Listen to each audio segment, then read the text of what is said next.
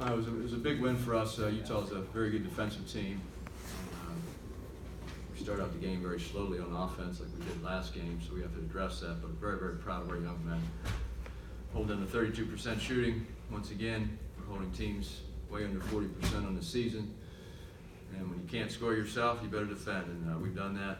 And very, very proud of our young men for staying in the game and just defending it for 40 minutes. What's been the key to your guys' defense this season? Well, we have really tough kids. We were able to reset the program because we have 8 new players, 7 eligible, Noah sitting out. So we have 3 returnees and 7 new players. The 3 returnees with Jonah, he's as good a defender as you'll find at the guard spot. And our 5 freshmen and 2 grad transfers are just tough young men, and they are physical and they compete and they do it together. So as long as we can keep that mentality, I think we'll have a chance to win every game we play. It'd be nice to make some shots once in a while, or make some layups and jump hooks and some threes when they give them to us. But at least we made free throws tonight. So we changed some stuff in how we practice defense and the drills we do and what our focus is. And it's nice always to have rim protection as well.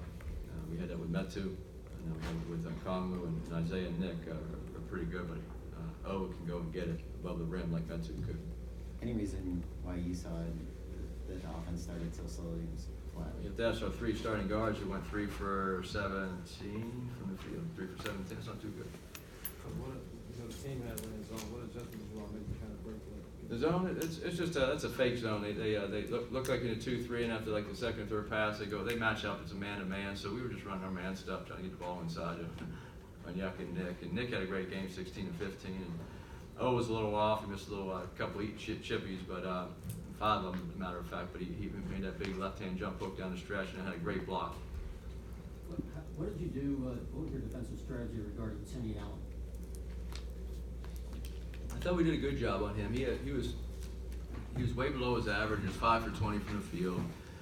Now, he's a really good player. He's hard to guard because even though he doesn't shoot it a lot from the perimeter, he's such a good driver, and he spins and he ball fakes, and he's got that big body, and he's very crafty inside. So even though you're guarding him, sometimes you're not guarding him. So I thought our guys played pretty physical with him. Timmy's an excellent basketball player, so to hold him 5 of 20 from the field, it's just a credit to our players.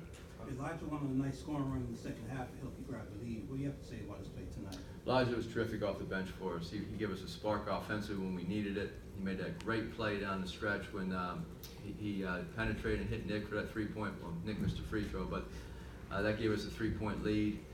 And he made a big 3 late in the game as well. So he's been playing 3 out of the last 4 games. He's been spectacular offensively for us. And we need his speed. We need his creativity. He's got a big body.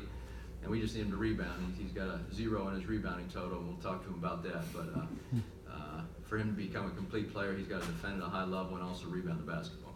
How valuable is the stretch playing so many important possessions late in games, and how can that serve you in the big picture? We've had a lot of close games. And the LSU game, TCU, Stanford, Oregon, this game, I can't remember what else, but those are all really good basketball teams. And so I think we're 4-1 in those games. And so it's a credit to our players. We need to defend. You can get some stops. The Oregon game we could have won, but we took a 4-point lead with a minute 20 left. We gave them 2 layups to tie the game. So that's unacceptable if you want to win a game on the road against Oregon. And so went to double overtime, and they beat us. So tonight we got a stop, crucial stop down the stretch, and same thing with the other games. Coach, there was a 12-0 run, I think, in a 6-minute stretch. Obviously the offense is nice, but how much did the defense make the difference? Well, the defense won a game for us tonight to hold them to 32%. We only shot 37%. They had a couple more offensive rebounds. We won the game with our defense, and then we went 14 to 16 at the foul line. So that always helps. I think we made some huge shots late in the game. 6 for 7 down the last couple minutes.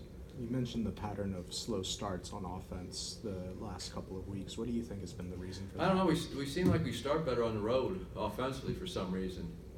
It's unusual. You would think at home but we missed so many easy shots. Tonight we started out the game. We called a couple plays, and we didn't run anything for the first 3 possessions. We were just jacking stuff up. They were going under ball screens. Our guards were jacking shots up, contested shots, and our big started missing layups. And we got our big shooting jump shots. And as a coach, it's on me, but I like to give my guys freedom to play.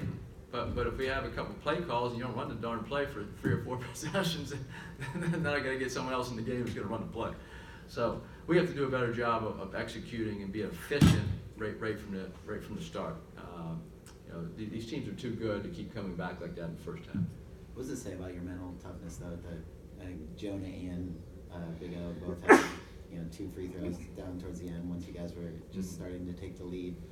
They hit both. I mean, what does that say just generally about them? Well, I think they've improved from the foul line. I think they've been in pressure situations now. And Jonah's shooting like 90% the last 10 games or 8 games. He's made some huge free throws. And you go back to the TCU game on the road, and we had that lead, and O missed 2 front ends of one-on-ones, and Jonah he missed 2 in a row, and Jonah missed 2 front ends, and we almost lost the game because so they've come a long way because then now they step up the line. When Jonah shoots, I think it's going in. Before when he shot, I never thought it was going in. Especially late in the game.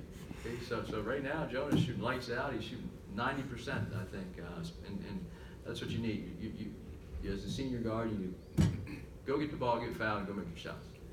Are you surprised that they got more offensive rebounds and points in the paint?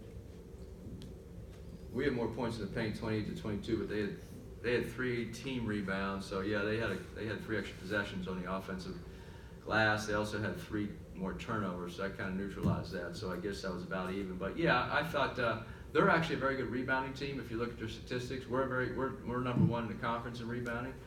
But Utah was right there, so they're big guys. I thought their big guys played really well. Brandon Carlson, I thought, had a terrific game. He was scoring in the paint, and then and Timmy Allen came and got a couple. So very good basketball team. They've proven that. Coach, you all had a moment of silence for Kobe Bryant. What did you make of teams around the country paying homage to him? Well, it's been a very difficult few days, I think, not only in Los Angeles, but around the country. I told this on the Fox right after. I coached against Kobe when I was assistant coach of the Boston Celtics when he was a young player, right when he got drafted his first few years in the league.